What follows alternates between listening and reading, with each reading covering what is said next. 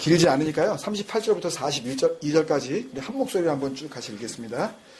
38절부터 42절 시작. 또 눈은 눈으로 이는 이로 갚으라 하였다는 것을 너희가 들었으나 나는 너희에게 이르노니 악한 자를 대적하지 말라. 누구든지 내 오른편 뺨을 치거든 왼편도 돌려대며 또 너를 고발하여 속옷을 가지고자 하는 자에게 겉옷까지도 가지게 하며 또 누구든지 너로 억지로 오리를 가게 하거든 그 사람과 심리를 동행하고 내게 구하는 자에게 주며 내게 구고자 하는 자에게 거절하지 말라. 아멘. 같이 사랑하는 마음으로 인사 나누겠습니다. 주님께서 함께 하십니다. 주님께서 함께 하십니다. 사랑합니다.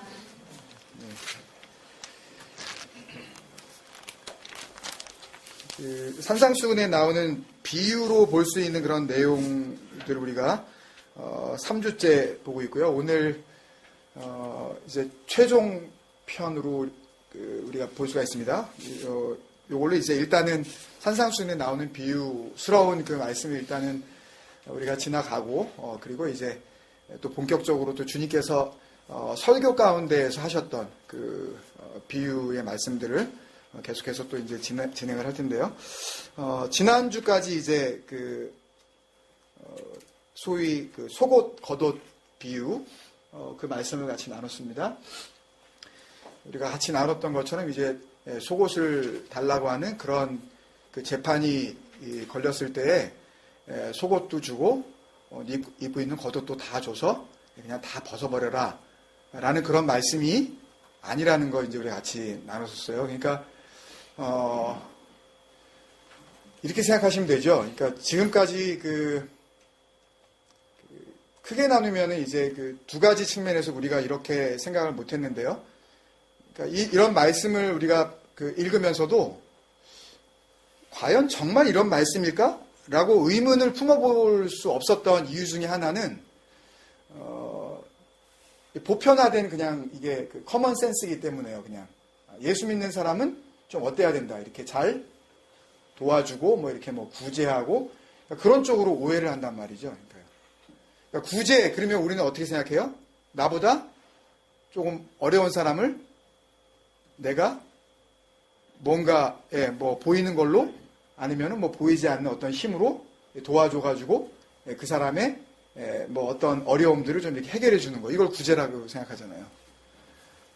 근데 그런 식으로 만약에 말씀을 우리가 이해하기 시작을 하면 그러면 결국은 그런 거 많이 해야 뭐 이유가 어떻게 됐든 간에 그냥 뭐 땀만 품지 말고 그냥 예수님의 이름으로 우리가 그냥 그런 일 많이 해야 그러면 천국 간다. 이렇게 우리가 생각했잖아요. 그죠? 보편적인 어떤 상식선에서. 그리고 이제 두 번째는 가르치는 분이 또 그걸 우리에게 요구했어요. 그래서 이렇게 해야 된다. 그래서 또 외부에서도 어떻게 바라보냐 하면 교회가 뭐 하냐. 좋은 일 좀 하지. 그런 거에 이제 흔들렸다고요. 교회도. 그러니까 착한 일을 뭘 많이 하고 뭘 이렇게 뭐 나눠주고 뭐 불쌍한 사람 이렇게 하고 그러면 주님께서 기뻐하시는 줄 알고. 그러면 내가 이렇게 주면서 왠지 약간 이렇게 내 뒷머리가 좀 뭔가 좀 느낌이 오죠. 아, 주님께서 나를 바라보고 계시는구나. 내가 이렇게 착한 일을 하니 내 모습이 지금 생명책에 딱 찍히고 있겠지. 그런 생각을 한 번도 안 해보셨죠? 안 해보셨어요? 재미없게. 네. 그럴 수 있다는 얘기예요. 그래서 이제 그런 식으로 하나님의 말씀을, 하나님의 수준을 어떻게 생각하는 거예요, 우리가? 하나님의 수준을 우리 수준으로 생각하는 거예요. 하나님의 나라를 어느 정도 수준으로. 이 땅에서 우리가 생각하는 그냥 착함 정도의 수준으로 우리가 생각하고 만다고요. 가당치도 않은 건데. 그래 놓고서 우리는 그거 꽤나 수준 높은 생각을 했다고 그렇게 생각을 하면서 그런 생각을 하지 못하고 있는 사람을 또 어떻게 해요? 정죄하죠. 저렇게 착한 일을 안 하고 저거 못돼가지고 저것들 자기 생각만 해가지고 저거 절대 너한테 안 나눠주고 그러면서 또 그 안에서 율법적인 판단을 하고 있잖아요. 그러면은 도대체 그게 뭐예요? 착한 일은 자기가 열심히 해놓고 그렇지 않은 사람 또 이렇게 하고 그게 진심이었다면 그렇다면 그런 컨뎀네이션도 하지 말아야 되잖아요. 예? 그게 진심이었다면 자기가 주님 바라보고 그냥 한 거면 다른 사람이 하든 말든 그거 가지고 왜 안 해? 많이 안 해? 이렇게 할 필요가 없는 거 아니에요. 그러니까 결국 이게 다 뭐냐 하면 하나님을 우습게 봐서 그런 거예요. 하나님의 나라의 수준을 우리의 평가로 자꾸만 그거 갖다가 저울질하는 거예요. 상상할 수도 없다니까요. 상상하시면 안 돼요. 그리고 무슨 말씀인지 아시겠어요? 그걸 죄라 그래요. 하나님은요. 생각할 것 이상의 생각을 품는 그거를 하나님께서 교만으로 보신다니까요. 근데 왜 자꾸 하나님 나라를 갖다 내 기준으로 자꾸만 하나님 나라 이럴 거야. 길은 뭘로 깔렸고 길은 쫙 아스팔트 이런 거는 잽도 안 되고 거기 딱 가면 일단 길이 뭐예요? 황금 문이 있는데 문이 뭐야? 진주 이런 식으로만 생각하잖아요. 변기가 있는데 변기는 무슨 수정 이런 쪽으로만 우리가 생각하잖아요. 잘해봤자 그 정도 수준이라고요. 우리가 생각할 수 있는 최고 수준. 그래서 이게 하나님 나라야. 그럼 뭐까지 이제 평가를 내가 이렇게 열심히 하면 내 집은 맨션이고 쟤네 집은 거적대기 깔고서 천국 문 앞에서 있겠지. 나는 하나님하고 굉장히 가까운 데 있고 헤벨인데 너 없음을 있음만 되게 해주셔도 그게 다인데 그걸 가지고 또 제일 하나님을 부끄럽게 믿다가는 사람은 간신히 빨개 벗고 하늘나라 들어가고 꽤나 하고서 뭘 잘하고 어디 가가지고 막 죽을 때까지 막 하고서 그 사람한테 이렇게 탁해서 이렇게 순교하고 그러면 그 사람은 황금집에 있을 거고 그 사람은 금멸로간 주고 나는 개털모자 주고 이런 식으로 우리가 생각한다고요. 안 그래요? 그게 있다니까요. 교회 안에요. 그게 강력한 그런 교리를 밀어붙이는 게 천주교예요. 그걸 오해하고 하나님의 수준을 갖다가 인간의 최고의 선이라는 그 수준으로 상상을 하고 만들어낸 교리가 적선이에요. 선을 많이 쌓으면 그래서 천주교에 가면 구제사업을 많이 하는 거예요. 그렇게 많이 해야 그래야 하늘나라에 계속 그렇게 또 내가 넘치도록 많이 하면 이쪽 나쁜 데가 있는 사람을 또 내가 이쪽으로 옮길 수도 있다. 그런 교리가 실제로 있다니까요. 그래서 그러니까 우리가요 생각을 잘하지 못하고 말씀을 아무리 많이 읽어도 헛거예요. 백날 말씀을 보면 뭐 할 거예요? 이거 골백 번을 읽으면 뭐 할 거냐고요. 그런 식으로요.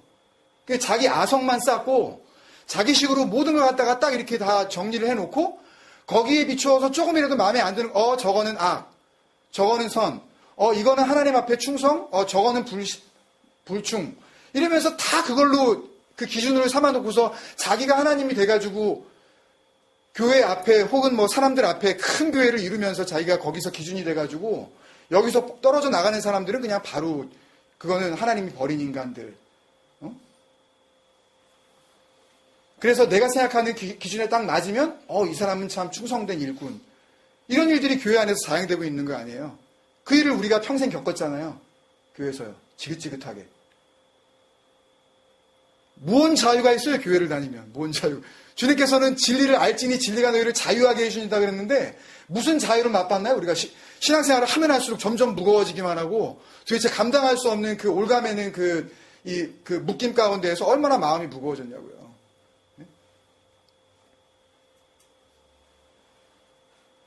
말씀을 우리가 받을 때 그리고 말씀 앞으로 나아갈 때예요. 여러분들이 그런 면에서 내가 가지고 있는 생각들을 그대로 품고 있는 상태에서는 아무리 진리가 예수님의 입으로 떨어져서 사도 바울이 이 시간에 와가지고 말씀을 전해도 그 말씀을 자기 뜻대로 그냥 곡해를 한다고요. 또 미스 언더스탠딩 한다고요. 그걸요. 그래 놓고서 하나님은 이런 분이야. 그리고 그 잘못된 걸 붙잡고 또 나가서 그렇게 죽어라고 사는 거예요.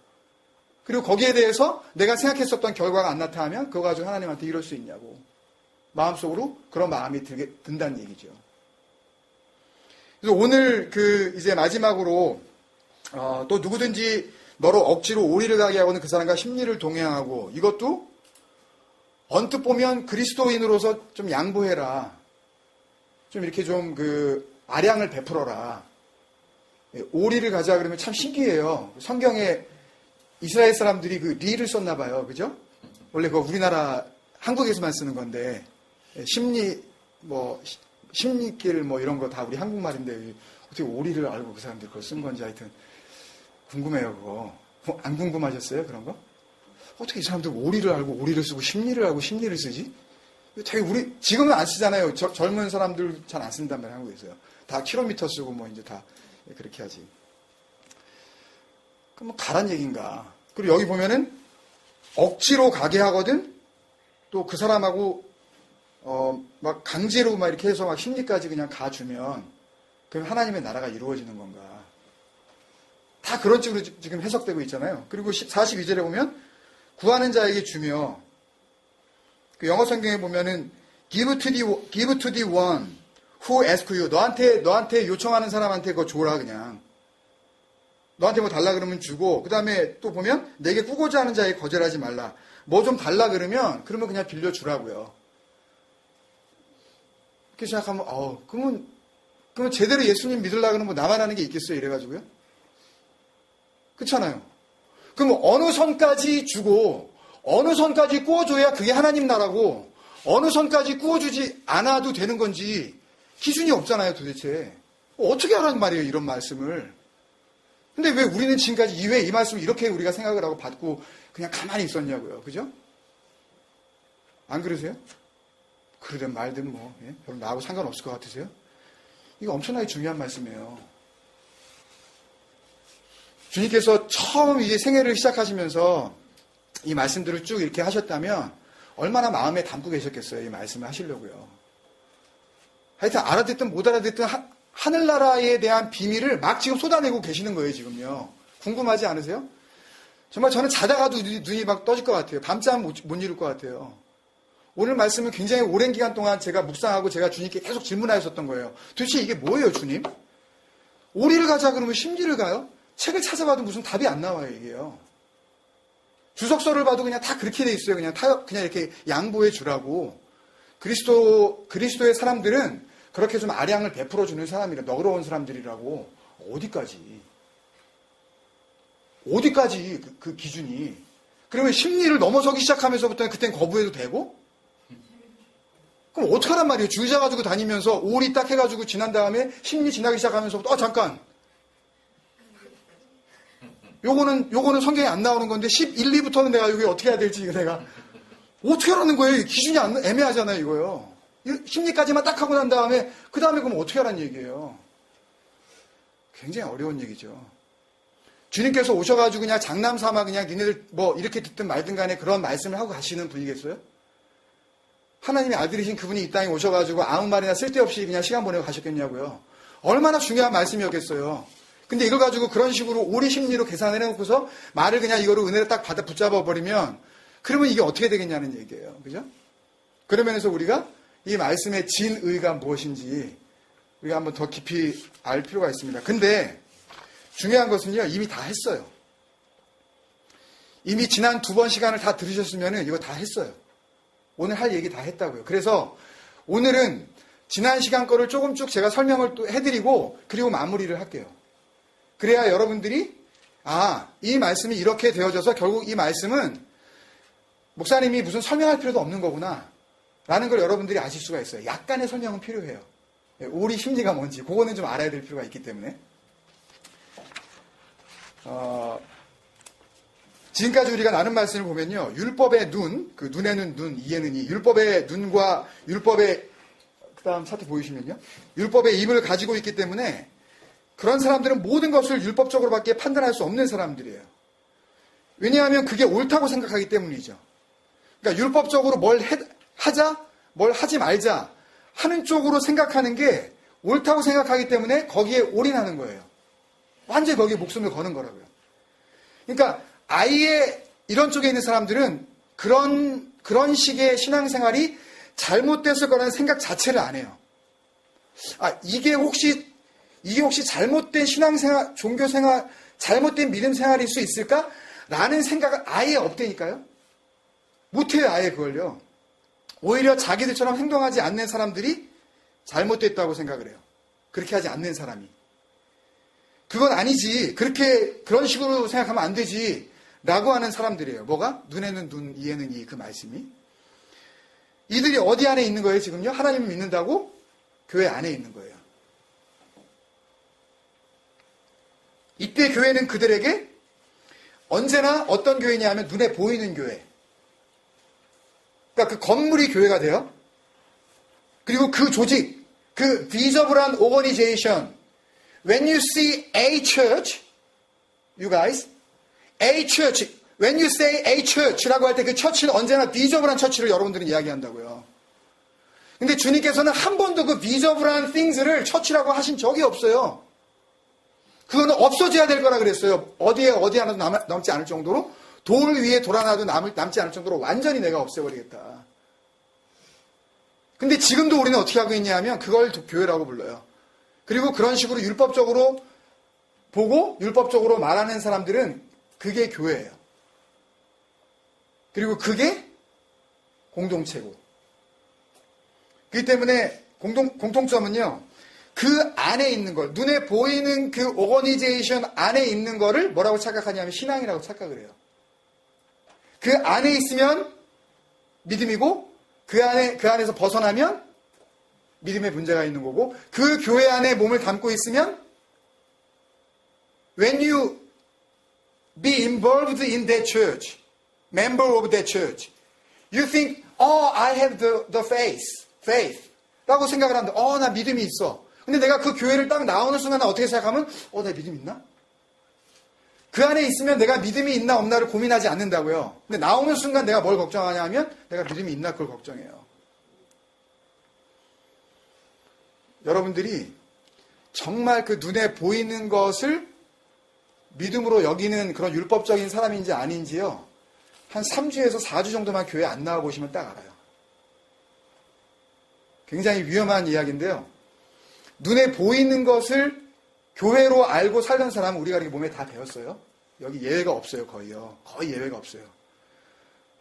그러니까 눈에 보이는 게 믿음이라고 생각하고 그게 신앙생활이라고 생각했던 사람들은 3, 4주만 교회를 안 나가기 시작하면 마음이 어떻게 되는지 아세요? 예? 편안해진다고요? 아니에요. 불안해져요.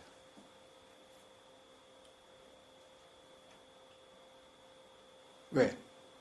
그 눈에 보이는 게 내 눈앞에 지금 없기 때문에. 내가 지금 율법적인 신앙을 내가 진짜 믿음이라고 지금 붙잡고 있는 사람인지 아닌지 한 3, 4주만 여러분들이 교회 안 나와보셔요. 다 안 나올라 이러다. 진짜인지 아닌지 한번 테스트 하려고. 왜 안 나왔냐 그러면 목사님이 저기 한번 해보라 그래가지고. 하실래면 하시고. 그런 성공을 위한 그런 그 시험은 정말 얼마든지 우리에게 필요해요. 정말 그게 맞는 건지 알고 싶다면요. 여러분 한번 정말 주님 앞에 마음을 내놓고 한번 해보세요.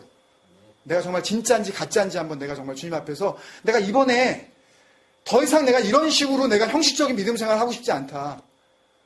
이게 뭐냐 도대체. 내가 무슨 뭐 어디 커뮤니티나 무슨 뭐 소사이어티 뭐 소셜 뭐 미팅 나가는 것도 아니고 나는 왜 교회에 갔다 그 순간만 내가 좀 뭔가 좀 받는 듯하고 내가 집으로 돌아오는 순간 그 다음부터 평안이고 뭐고 왜 다 깨지고 나 마음이 왜 이렇게 불안할까. 빨리 목사님 만나고 싶고 빨리 목사님 설교 빨리 한번 더 듣고 싶고 설교 안 들으면 막 그냥 뭐 안달이 나고 그게 여러분들 뭐 은혜가 갈망돼서 그런 줄 아세요? 물론 그런 분도 있어요. 정말 그런 분도 있는데 대다수의 지금 21세기에 이 교회라는 곳 안에서 대량 생산된 이 율법주의적인 이 크리스천들은요 전부 다 자기의 그냥 인간적인 이 불안함을 달래기 위해서 자꾸만 그 들이미는 거예요. 갔다가 클릭해보고 보고 또 듣고 그게 뭔지도 모르면서.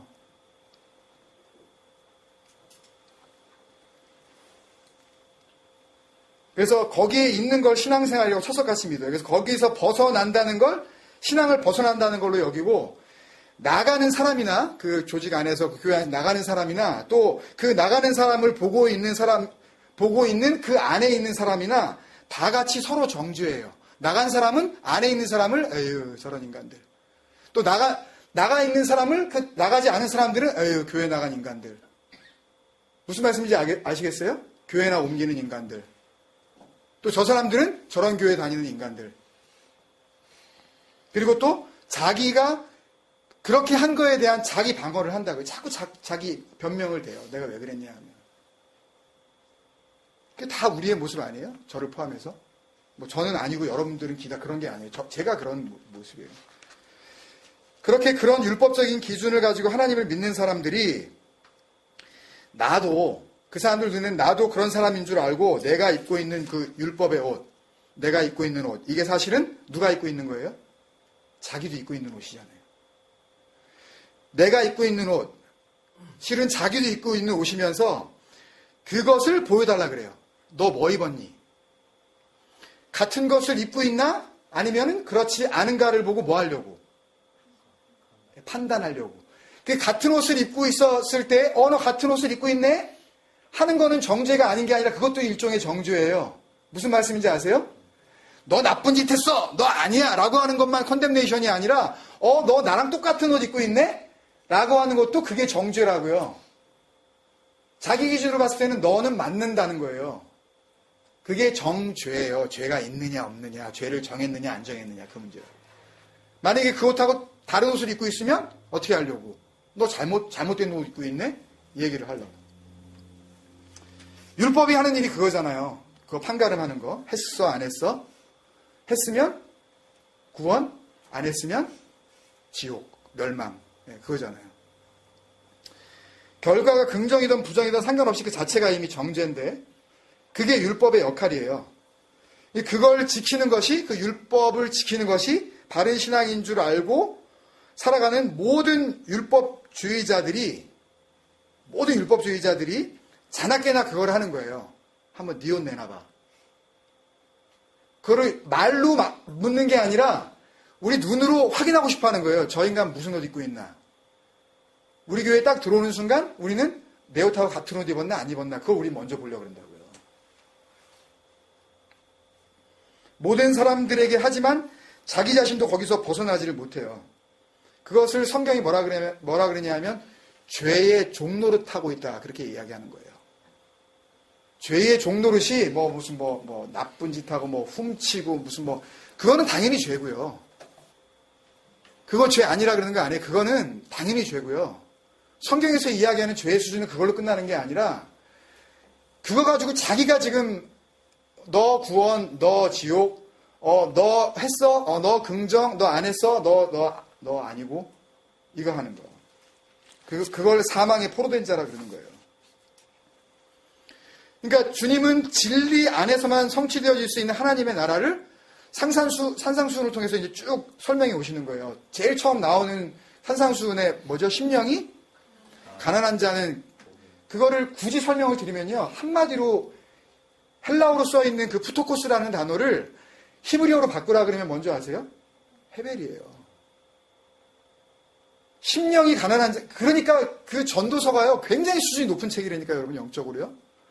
내가 헤벨이라는 것을 아는 순간 우리는 할렐루야예요. 정말. 근데 헤벨이라고 내가 인식을 못한다니까요. 내가 없음. 하나님 앞에서 아무것도 아니라는 것 같다 내가 인정을 못해요. 절대. 내가 왜 없음이야. 내가 김종국인데 내가. 아니 김종국이 우리 엄마 아빠가 나한테 김종국이라고 붙여줬으니까 김종국이지. 하나님이 보시기에도 내가 김종국이에요? 아니 종석이가 너희 엄마 아빠가 너한테 종석이라고 그랬으니까 네가 종석이지. 네가 종석이냐고. 무슨 말씀인지 모르겠어요? 그거는 그냥 엄마 아빠가 편의상 우리에게 붙여준 거란 말이에요. 하나님은 뭘 보셔요? 자기가 불어넣은 그 생명, 그 호흡만 보신다고요. 겉껍데기는 흙이니까 흙으로 돌아가라 그러시잖아요. 우리 전도서에서 봤잖아요. 흙은 흙으로 돌아가고 다 짐승도 돌아가고 사람도 다 돌아가고 나는 내가 불어넣은 생명 찾을 거야. 그 말씀하셨잖아요. 그 생명, 하나님이 불어넣으셨던 그 호흡 하나하나를 보시는 것 뿐이라니까요. 김종국이라는 건 가상이에요. 이거는 헤벨이에요. 근데 그걸 모르고 내가 김종국인 줄 알고. 근데 주님께서는 하나님의 나라를 이렇게 쭉 설명해 오신 거예요. 너네 아니다. 근데 왜 자꾸만 뭘 하려고 그러니 너희들이. 그 얘기를 계속 하시는 거예요. 근데 그거를 하려고 그러는 쪽으로 붙잡네 또? 산상수훈을 주셨는데. 하는 쪽으로 세상에 빛이래. 우리 빛이래? 비춰야지 그러면? 소금이래? 그러면 소금 해야지? 그런 뜻이 아니라고 우리 나눴잖아요. 무슨 소금이에요 우리가요? 어떻게 우리가 부패를 방지했냐고. 이미 우리가 썩었는데. 이미 우리는 어둠인데 암흑인데 우리는 어둠 가운데 주님께서 빛으로 오시는 건데 우리가 비치면 어떻게 우리가 이게 안 되잖아요, 이게요. 예? 근데 자기가 빛을 비춰오겠다고 뭐 세상에 나와가지고 빛을 비출 거야. 뭐. 그게 아니란 말이에요. 그 말씀들을 다 그런 식으로 곡해를 하는 거예요, 우리가요. 율법적으로 또 오해를 해버리는 거예요. 그 진리를 생각하려고 하지도 않고요. 지금 이 구절에 이르러서는 주님 자신께서 이 땅에 하실 일, 그거를 말씀하시면서 십자가를 지시기까지 쭉 하셔야 될 일을 말씀하시고 계신 거예요. 그러니까 사람들이 예수님께 한번 네 속옷 보여줘봐.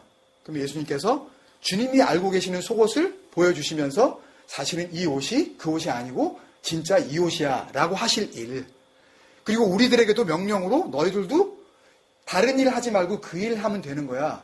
너희가 그 옷이 이 옷인 줄 알고 받았으면 그 옷 입고 그 옷 잘 지켜서 계시록 16장 우리 같이 나눴잖아요. 옷 잘 지켜. 우리 그거 배웠잖아요. 도둑처럼 올 테니까 너희도 옷 잘 지켜. 그거 주님께서 말씀하신 거 아니에요. 그러니까 옷을 지키고 있다가 누군가가 한번 네 옷 보여줘봐. 그러면은 그 옷을 가지고 그들이 요구하는 옷으로 사실은 네가 입고 있다고 생각하는 그 옷 가지고는 부끄러움을 막을 수 없고 이 옷을 입어야 돼. 라고 그 옷으로 설명해 주라고 말씀하시는 거 아니에요. 주님께서 하실 일이기도 하지만 또 그 옷을 넘겨받은 우리가 해야 될 일이라고요, 그게요.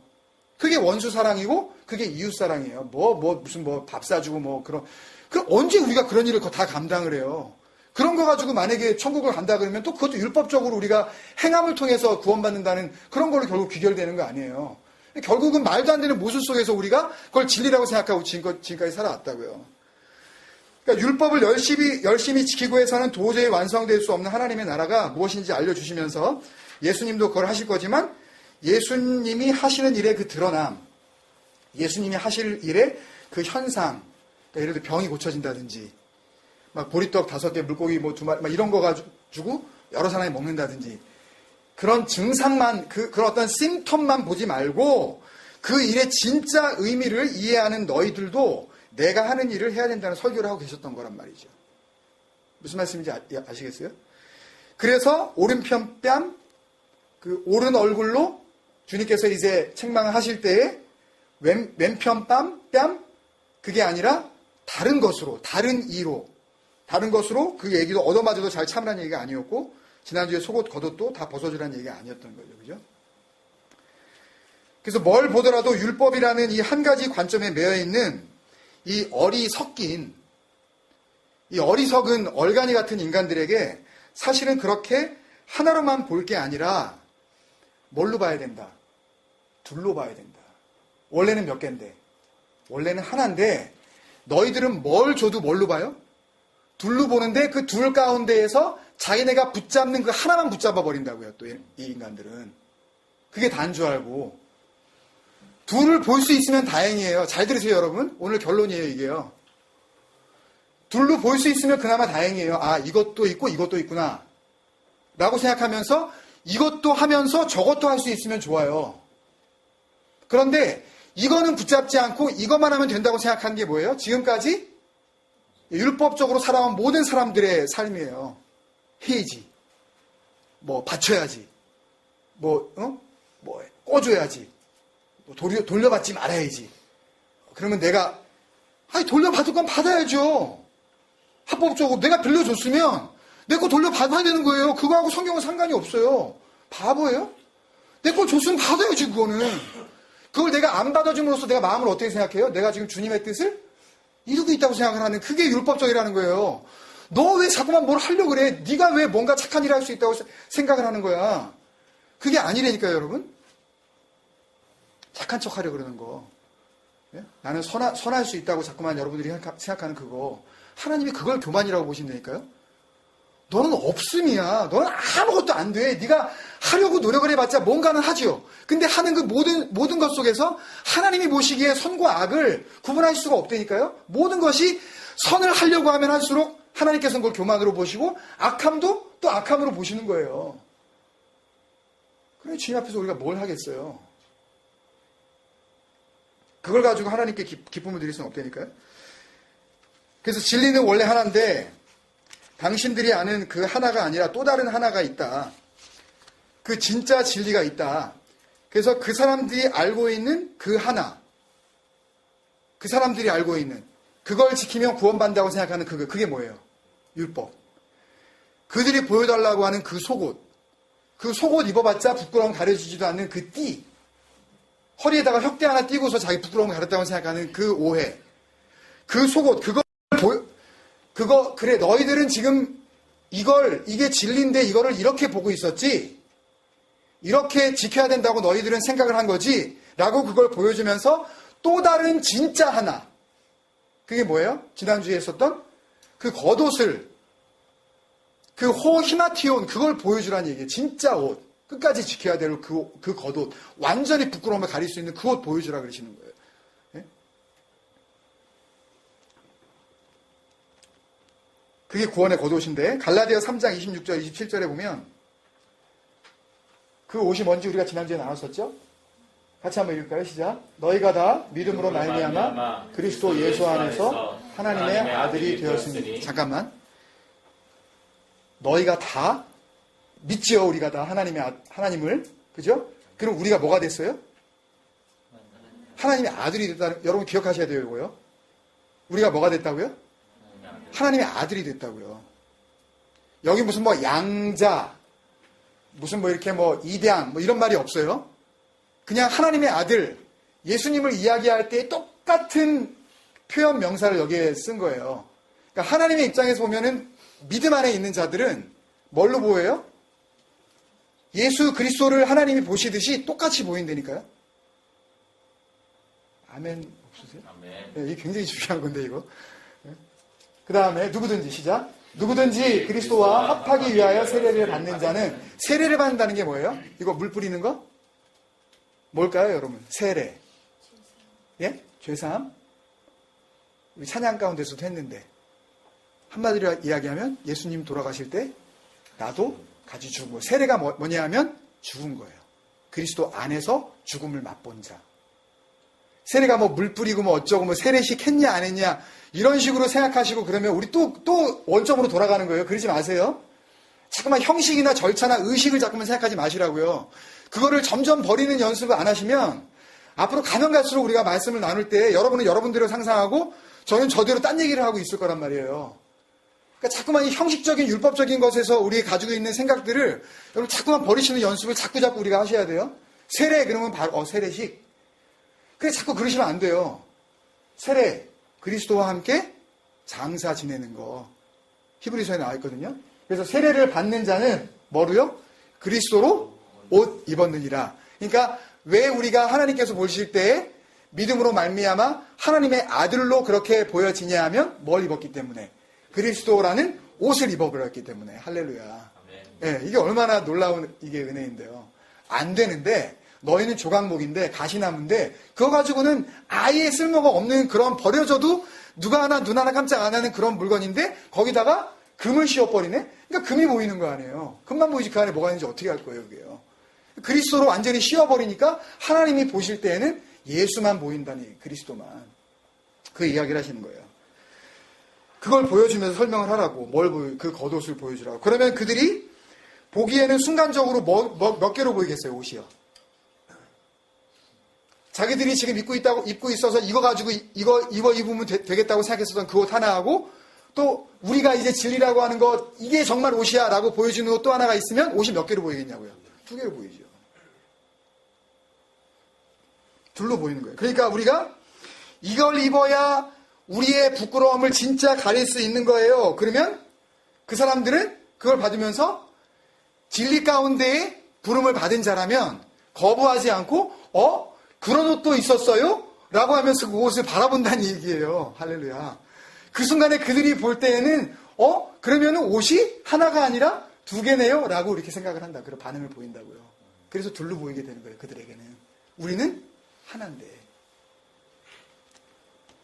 옛날에 우리 왜 그 말씀 생각나셔요? 마태복음 13장 52절에 그러므로 천국의 제자된 서기관마다 마치 새 것과 옛 것을 그 곳간에서 내오는 집주인과 같으니, 그럴 때 옛 것과 새 것, 그게 하나거든요. 사실은 하나인데 보는 입장에 따라서는 그게 옛 것, 구약일 수도 있고 또 새 것, 신약일 수도 있고, 그러니까 예수 그리스도 오시기 전에 옛 언약일 수도 있고, 또 우리가 보는 입장에서는 새 언약일 수도 있고. 근데 사실 그 언약은 우리가 볼 때는 옛 언약이고 새 언약이지만 그 언약의 내용이나 본질이 다른 것이 아니라 사실은 하나잖아요. 하나. 근데 율법적으로 보이는 사람들에게는 그게 옛 것과 새 것으로 보이기 때문에 집주인처럼 우리는 마치 그거를 두 개로 나누어서 너희 옛 것 보고 있었지 내가 새 것 보여줄게 라고 하면 두 개로 보이는 거죠. 아시겠어요? 정리를 하면 아담 이후의 모든 인간들은 날 때부터 그런다고요. 하나님의 선악구조가 아닌 인간의 선악구조 속에서 생각하고 판단하고 결정하게 되었는데, 이것은 평상시에 우리가 살아가는 일상생활뿐만 아니라 심지어는 하나님의 것에 대해서도, 우리 얘기뿐만 아니라 하나님의 것에 대해서도 인간들의 선악구조 속에서 하나님을 판단을 해요. 그래서 우리가 지난번에 나누었지만 하나님께서는 보시기에 심히 좋다 그랬는데 그 선악의 열매를 딱 따자마자 이게 뭐예요? 그런 거 아니에요. 하나님은 벗은 상태에서 전혀 부끄러움은커녕 심히 좋았다, 보기에 좋다 지금 하나님이 그러시는데 그걸 따먹더니 이게 뭐예요? 이거 하나 걸쳐야 이게 완전한 거죠? 라고 하면서 하나님마저도 자기 기준으로 그냥 이렇게 결정해버리는 거 아니에요. 그걸 한다니까요. 날 때부터 우리가 안 가르쳐줘도 다 우리가 그거 하고 지금까지 살아온 거예요. 안 배워도 할 수 있는 그거는. 그렇게 두 마음을 품는 구조 속에서 생각하고 판단하고 행동에 옮겨왔단 말이죠. 신앙까지도. 예외가 없다니까요. 의인은 없나니? 나는 조금 아닌데 라고 그렇게 생각하지 마세요. 그러면 진짜 버림받아요. 솔직하게 고백해야 돼요. 맞습니다, 주님. 이 이야기가 지금 내 얘기네요. 그거를 여러분들이 깨닫지 못하면요, 헤벨로부터 시작되어지는 헤벨이어야만 받을 수 있는 헤세드의 은혜는 영영 받을 길이 없어요. 그 헤세드는 도저히 구제 불능한 헤벨들에게만 주시는 그런 배려예요. 목이 아프네. 아시겠어요, 여러분? 여러분에게 가망성을 찾지 마세요. 하나님 앞에서. 그걸 해결하지 않고서는 하나님의 구원 계획이 이루어질 수 없기 때문에 누구를 보내셔요? 하나님 세상을 사랑하사 누구를 주셨으니? 독생자. 제가 만들지 않았나요? 독생자? 맨 뒤에 나오나요? 모노게네스라는 단어인데, 모노게네스. 독생자가 헬라어로 모노게네스인데요. 모노스와 기노마이의 합성어예요. 모노스는 하나, soul, single 그런 뜻이고요. 기노마이는 뭐가 되다, 가지고 있다, 그다음에 그걸 만들다. 그러니까 독생자라고 할 때 그 의미는 뭐냐면 하나만 가지고 오는 자. 사람이기 때문에 하나만 가지고 있는 거예요. 그 하나가 뭐겠어요, 여러분? 진리죠. 진리 하나만 가지고 오신다고요. 그러니까 진리는 하나로밖에 설명이 안 되고, 그래서 그 하나만 가지고 오셔서 그 하나만 가지고 말씀하시다가 그 하나만 가지고 생명을 논하고 그 하나가 되셔서 돌아가시는 거예요. 그래서 그 하나를 이제는 누구에게 주려고, 그 하나를 받아들이는 모든 다른 모노게네스, 아까 뭐라 그랬어요? 우리가 믿음으로 뭐가 된다 그랬어요? 하나님의 아들. 하나님의 아들이 뭐예요? 모노게네스. 하나만 가진 자. 죄송합니다.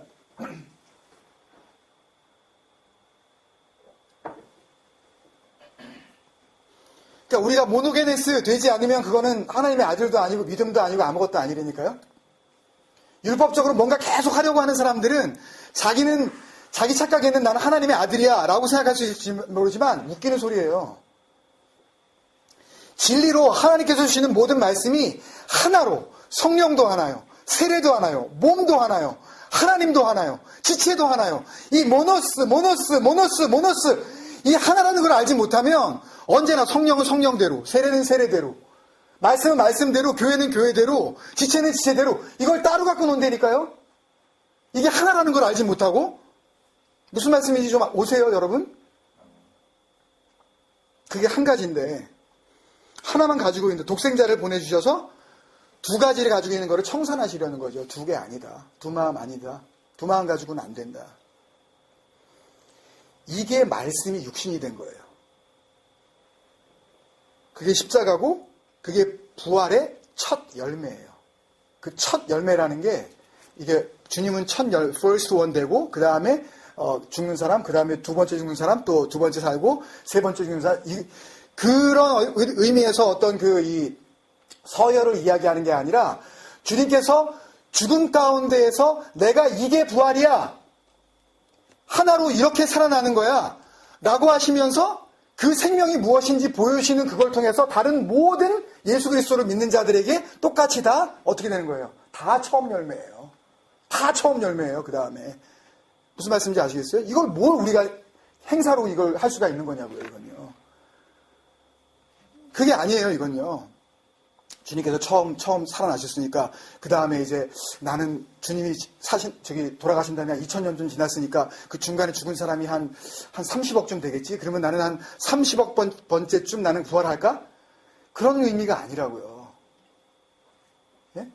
주님께서 처음 열매가 되셨다라고 하는 것은 그런 식으로 내가 본을 보여줬다. 그 본대로 다른 모든 사람들도 처음 열매가 되게 해주겠다.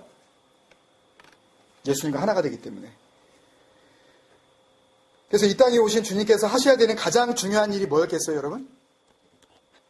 하나를 보여주시면서 지금까지 그 하나를 잘못된 다른 하나로 가지고 있는 자들에게 그게 아니라고 설명해 주시는 거겠죠? 하나로 오셨으니까. 하나, 모노게네스. 하나만 가지고 오셨으니까. 하나로 만드시는 분이니까. 하나를 보여주셔야 되는 분이니까. 그러니까 잘못된 하나를 가지고 있으면 주님이 가지고 계신 하나를 보여주면서 네가 가지고 있는 하나가 아니라 이 하나야 라고 보여주셔야 되는 일이 주님께서 오신 그 일이라는 거죠. 그래서 주님께서 맨 마지막에 기도하시면서 계속해서 우리 안에 하나가 되게 하시고 저들도 우리 안에 하나가, 그게 무슨 마음 맞춰가지고 우리 쟤네들 싸우지 않고 잘 지내게 해주시옵소서, 그런 의미로 받으면 또 우리가 엉뚱하게 해석하는 거예요. 모노게네스, 진리로 하나가 된 자, 진리 안에서 너나 할 것 없이 전부 다 모노게네스가 된 자, 하나님의 아들이 된 자. 그렇게 주님께서 둘로 설명해주면 주님의 말을 듣는 입장에서는 세상의 모든 두 마음을 가진 사람들은 그걸 또 몇 개로 보여요. 일단은요, 일단 둘로 본단 말이죠. 그 진리의 말씀을 받아들이면서 우리처럼 주님 이 옷을 입으면 안 되고 그 옷을 입어야 되는 거였어요. 이쪽 얼굴이 아니라 원래 그 얼굴이었네요 하면서 일단은 둘로 레코그나이즈 하는데 이게 나쁜 게 아니에요. 처음에 그걸 둘로 인식을 해야 돼요. 끝까지 하나로 고집하는 인간들이 있다고요. 아니에요. 그래도 이게 맞아요 하고 사는 인간들이 훨씬 더 많아요. 그러니까 주님께서 오셨을 때 내가 다시 올 때 호피스티스, 그 믿음 보겠느냐? 없다. 없어. 그런 믿음 안 받아들일 거야. 저 인간들이 저를 부정적이라고 그러지 마세요. 주님께서 하신 말씀이에요. 안 된다니까요. 이걸요. 반드시 이 과정을 거쳐야 돼요. 그러니까 둘이었네요 라는 과정을 반드시 거쳐야 된다고요. 그게 은혜고 그게 깨달음이에요. 그게 아니라 이거였네요 하면서 주님이 보여주시는 진리를 자기들이 생각했던 진리와 먼저 디스팅기시 할 수 있어야 돼요. 구분할 수 있어야 돼요. 내가 붙잡고 있었던 이 하나가 아니라 원래는 이 하나를 붙잡아야 되는 거였네요. 그래야만 내가 벗어야 될 것 벗고 버려야 될 것 버리고, 그리고 뭐가 돼요? 우리가 모노게네스, 하나만 가진 자가 된다고요. 그럴 거 아니에요. 이게 이해가 되고 하나가 뭔지, 둘이 뭔지 깨달아지셨다면 오늘 말씀 우리가 빨리 끝낼 수 있습니다. 다 오셨어요? 어떤 지금 말씀 우리가 쭉 지금 나눈 건지. 41절, 42절 각각 한 문장으로 직역해 드릴게요. 41절 보면은요, 여러분들이 조금 보시라고 좀 원문에 어떻게 되어 있는지 설명을 해드리면, 카이 호스티스세 앙가류세이 밀리온 하이스, 여기서 한번 끊는데요. 그게 뭐냐 하면 그러나 누군가가 너에게 강요할 거다. 밀리온 하이스. 지금 우리가 밀리온이 100만이잖아요. 근데 그 당시에는 밀리온을 1000으로 썼어요. 지금 밀리온을 100만으로 바꾼 것 뿐이지 예수님 당시에는 밀리온을 그냥 1000으로 썼다고요. 그래서 1000 하나를 달라 그럴 거다. 그러면 흡하게 메타 아우토스 듀오 끌고 가라 함께 그들을 둘로. 그러니까 그들이 1000 하나 그게 단 줄 알고 그거를 강요할 거다. 압력을 가할 거야. 요 앙가류세이 라는 이 to compare 그 뜻은 뭐냐면 to press into public service예요. 그러니까 뭔가 이 공공의 그 사업을 이 공적인 임무를 이렇게 그 사회적인 어떤 그 봉사를 해야 되는 그거를 강요하는 그런 단어예요. 앙가류세이. 이게 이 단어가 왜 나왔는지 그 근거를 추측을 해보면 그때 당시에 유대 땅은 로마가 다스린 땅 아니에요. 그러니까 로마 사람들은 다스리는 예를 들면 영국이나 뭐 우리나라를 다스린 일본처럼 그런 군림하는 나라고, 이스라엘은 거기에 다스림을 받는 식민지잖아요. 그래서 식민지 국가에 있는 국민들은 로마 사람들이 만약에 뭐를 요구를 하면 2km 정도를, 그러니까 1000걸음, 여기서 밀리온 하이스라는 게 한 천이라는 거는 your pace, 1000 pace를 가줘라 이런 의미예요. 그런 법률이 있었대요, 그 당시에. 그러니까 짐을 내가 만약 로마 사람이 들고 있다가 유대 사람이 지나가요. 그러면 어이 유대 사람이 일로 와봐. 그래가지고 이 짐을 좀 들어줘야 되겠어. 그러면 의무적으로 1000, 그 천에 하나, 두 천이 아니라, 두 개 천이 아니라 1000보를 그 물건을 가지고 걸어가줘야 되는 그런 의무 조항이 있었대요. 그 비유를 여기에다 좀 담으신 게 아닌가 그렇게 생각을 하는 거예요. 그러니까 그런데 이것을 주님께서 복음으로 지금 말씀하시고 계시는 거니까 누군가가 너에게 그들이 요구하는 당연히 네가 그들에게 해줘야 되는 거, 그 1000을 해라고 강요를 하면 그러면 해주는데 그걸 갖다가 해주면서 둘로 해줘라 그런 의미예요. 그러니까 여기에 이 듀오라고 하는 그 단어는 다시 앞에요. 이 듀오라고 하는 이 둘이라고 하는 단어를 번역을 하면서 그냥 앞에서 1000이라 그랬으니까 뒤에 거는 곱하기 2에서 2000. 그래서 1000걸음 정도를 하면 대략 한 1680야드 정도가 나온대요. 그러면은 계산을 하면 1.5km 정도가 돼요. 정신 바짝 차리고 빨리빨리 들으세요. 이거 설명 기계할 수는 없으니까요, 제가. 1.5km 정도가 되니까 1.5km를 한 2km 정도로 봐서 그래서 우리나라 말로 심리가 4km거든요. 그러니까 오리로 보고 그냥 한국말로 번역을 하면서 이거 오리쯤 가자 그런 거고 둘이라 그랬으니까 그냥 곱하기 2에서 우리나라 말로 쉽게 한국 사람들이 이해할 수 있는 심리라는 단어로 그냥 번역을 해버리죠. 이렇게 그냥 해버린 거예요, 그냥. 번역을 하면서 고민도 안 해본 거라고. 이게 도대체 너무 어려우니까 번역 자체가. 한 천으로 가자 그러는, 한 천을 달라 그러는데 둘로 줘라. 이게 어떻게 번역을 하겠어요, 이걸요. 원문이 이게 다예요. 다른 말은 아무것도 없어요. 심리? 무슨 오리? 그런 말은 아예 써있지도 않다고요. 뭐 가자 이런 말도 없어요. 그냥 강요할 거다. 그래서 이것을 직역을 하면은요. 또 누군가가 너에게 1000, 여기서 1000이라는 것은 민수기 35장 4절 5절에 나오는 그 성전을 잴 때 그 1000 원래 1000인데 거기 2000이라고 나와 있는데요. 하여튼 간단하게 설명을 드리면 이 1000이라는 것은 그냥 율법을 의미합니다. 율법의 그 하나를 강요하면, 그들이 생각하는 율법 그 한 가지를 강요하면 그 사람들에게 둘로 알려주고, 굉장히, 여러분 이거 정말 제가 고민하고 또 고민해서 정말 아주 집약을 해가지고 그 혼돈하지 않으시게 딱 요것만 지금 직역을 한 겁니다. 사실은 되게 설명이 길어져야 되지만 요것만 잘 이해하셔도 여러분들이 진리를 깨달으실 수가 있어요.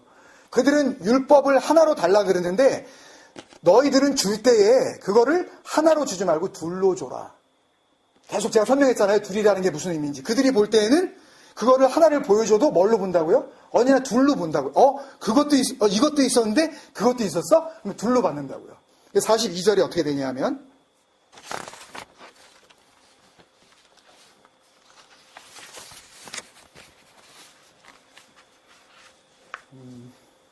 먼저 앞에 부분 호 아이툰티세 도스 카이 톤 델론타 아포수 다니사스다이라는 모르셔도 이건 다 기록하지 않으셔도 돼요. 그러니까 그 요구하는 사람이, 그러니까 너에게 요구할 때에 그 사람에게 주고, 그런 의미예요. 너에게 요구하는 그 사람에게 주고, 그런 뜻이에요. 그리고 그리고 나서 또 선택한 사람에게 너에게 있는 것으로부터 뭔가를 선택한 사람에게 빌려주되 not to pervert. pervert라는 단어 아세요? pervert 아세요? 설명을 할 때 가짜로 설명해 주지 말라는 얘기예요. 그죠? 그러니까 진리를 왜곡시키지 마라. 그러니까 다른 말로 하면 do not misdirect. Okay? You understand that? pervert. 예? 몰라요? 알아요? 땀나네, 땀나. 주는데 줄 때 잘 줘라, 그런 이야기예요.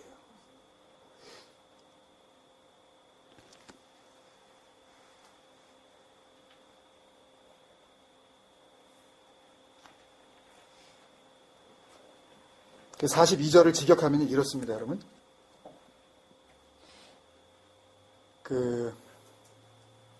아이툰티라는 이 아이테오라는 원형에서 나왔는데요. 제테오, 아이테오, 구하라, 찾으라, 문을 두드리라 할 때 찾으라라는 단어거든요. 근데 다 끝났으니까 여러분 힘 좀 내세요. 네? 다 끝났으니까 힘 좀 내세요. 이 아이테오, 제테오 할 때 구하라, 찾으라 이거는요. 당연한 걸, 그러니까 받아갈 걸 받아가라는 거예요. 권리가 있다는 거예요. 그러니까 주려고 내가 준비하고 있으니까 하나님께서 좋은 것을 주시겠다 그랬잖아요. 그러면 그 좋은 걸 준비하고 계시다는 얘기 아니에요. 하나님은요. 너무 어려우세요, 여러분? 예? 이해가 안 되세요?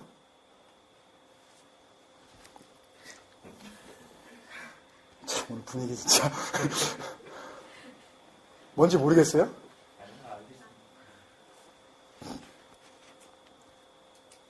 하나님은 주시려고 하시고, 하나님은 약속하셨단 말이에요. 주겠다고.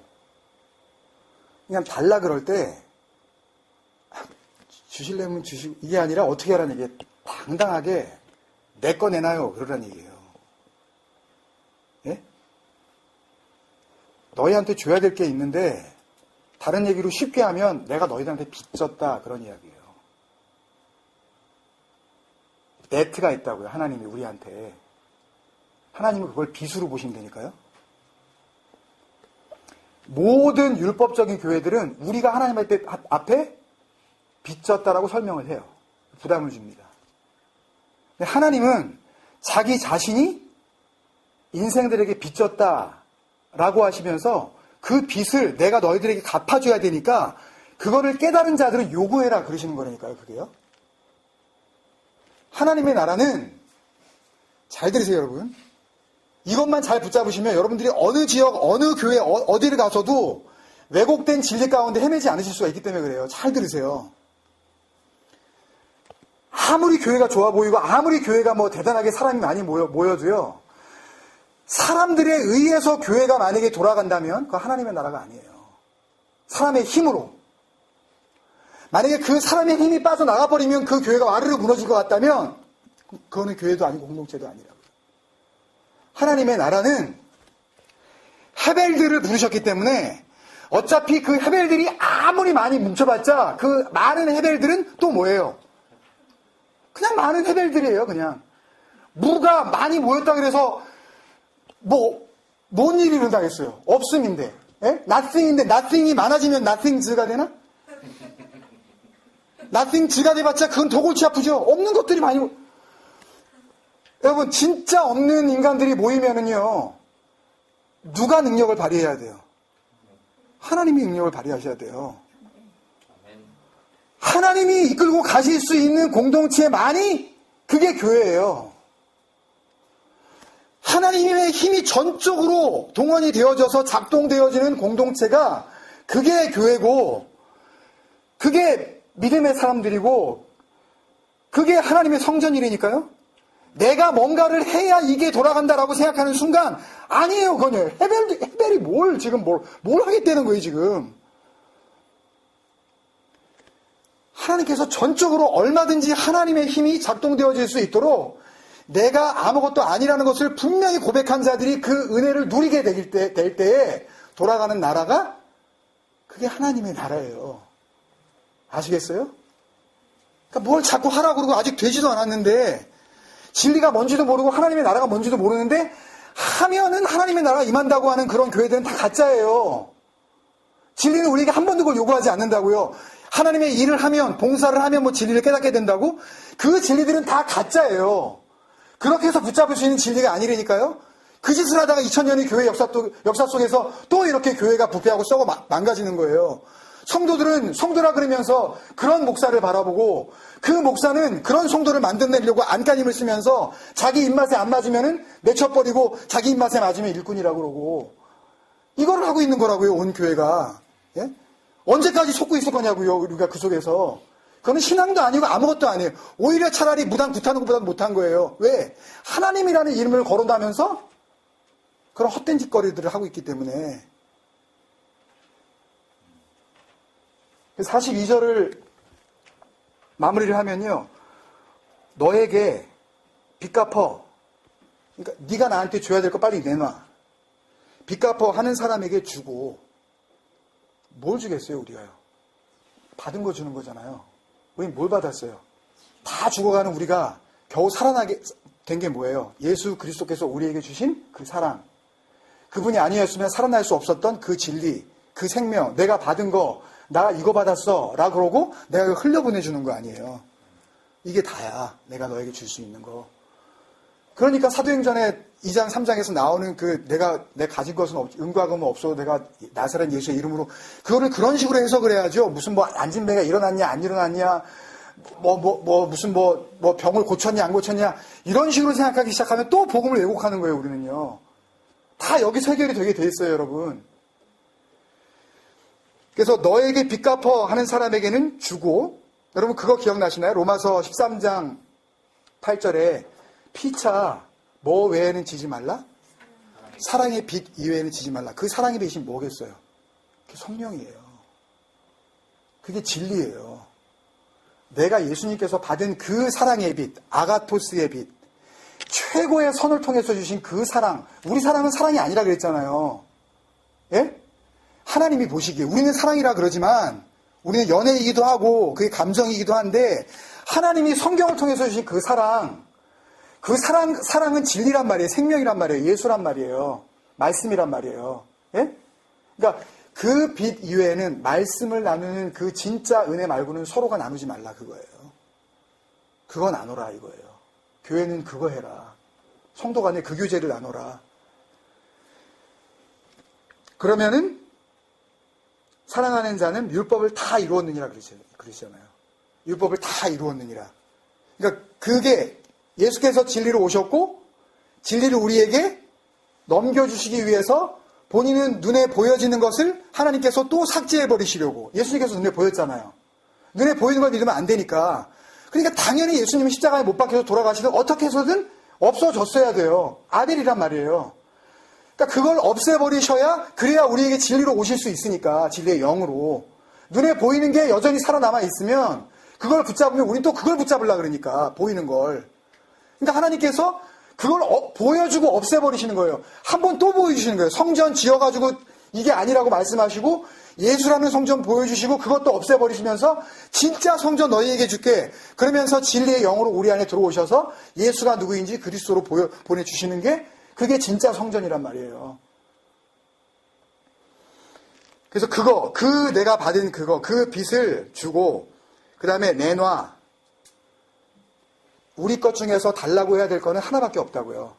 우리가 받은 거, 그거를 내놔 하는 사람에게만, 그게 뭔지 모르는 사람한테는 줄 필요도 없는 거고, 진리가 뭔지 목사님 진리 좀 한번 얘기해 주세요. 목사님 딴 거 필요 없고 생명이 뭐예요?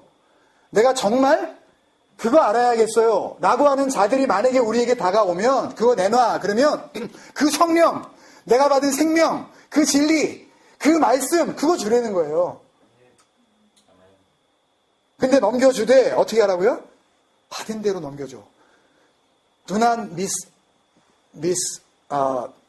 communicate, misdirect. 다른 걸로 바꿔서 주지 마. 받은 대로만 그대로 넘겨줘. 그래서 요한복음 3장 16절에 보면 하나님이 세상을 이처럼 사랑하사 독생자를 주셨으니, 모노게네스를 주셨으니, 이는 저를 믿는 자마다, 하나를 가지고 오신 분이 오셨네요? 라고 그거를 바라보면서 내가 그걸 믿으면 내가 곧 뭐가 되어져요?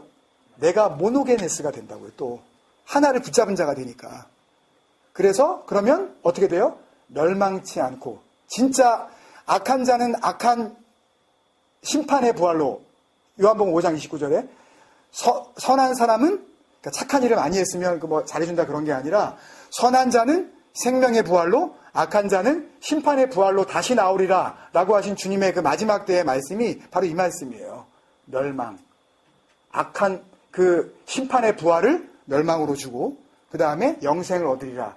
생명의 부활로 너희에게 갚아주리라 라는 그런 말씀입니다. 말씀이 좀 어려웠을지도 모르지만 이 말씀이 비유의 말씀을 듣던 아니면 우리가 말씀을 읽으면서 진리 앞으로 우리가 끊임없이 나아가던 교회 생활을 하면서 우리가 정말 하나님이 기뻐하시는 믿음 생활이라는 것이 무엇인가 그것에 고민하는 우리의 모든 근간에 이것을 우리가 제대로 정리하고 깨닫지 못하면 다른 모든 진리들을 또 받을 때 또 왜곡되게 우리가 받아들일 수 있는 것입니다. 여러분 같이 한번 기도할게요. 말씀이 좀 길어져서 죄송하지만 오늘 말씀 저로서는 수년 동안 고민 중에 저에게 정말 좀 밝히 알려달라고 주님께 간절히 무릎 꿇었었던 그런 말씀이기도 하고 여러분들에게는 지금 한 45분, 50분간의 전달을 하려고 제가 애를 썼지만 저는 적어도 한 4년여 이 문제를 놓고 계속 고민을 하다가 지금 이 짧은 시간에 여러분들에게 좀 풀어드린 거예요. 여러분들이 길었다 그래서 조금 혹은 좀 어려웠다 그래서 힘들어하지 마시고 우리 같이 이 문제 앞에 이 진리 앞에 나도 살고 너도 살고 우리가 정말 살고 우리를 만나는 모든 진리를 원하는 자들 살아나야 하는 그 자들에게 진리로서 우리가 다가갈 수 있는 그런 부르심이라고 여러분들 생각하시면서 그러면서 감사한 마음으로 깨달아 주시면 좋겠고요. 우리가 기도할 때 주님 내 안에 있는 두 마음들이 진리 안에서 모노게네스 하나로 완전히 정리되어질 수 있도록 진정한 믿음 주옵소서. 뭘 주더라도 둘로 받아버리고 아닌 것을 하나라고 생각하면서 생각했었던 그런 왜곡된 신앙을 우리가 벗을 수 있도록 주님 계속해서 우리에게 진리의 영을 흘려보내 주시옵소서. 여러분 그게 끊임없이 우리에게 흘러와야 돼요. 여러분 주님 앞에 서는 그날까지 이 공동체를 통하여서 또는 어떤 형태의 만남을 통하여서든 우리 안에 진리가 더욱 진리로 살아날 수 있도록 주님 우리에게 주님의 사랑 흘려보내 주옵소서. 우리 간절히 그런 마음으로 같이 기도하시지 않겠습니까 여러분?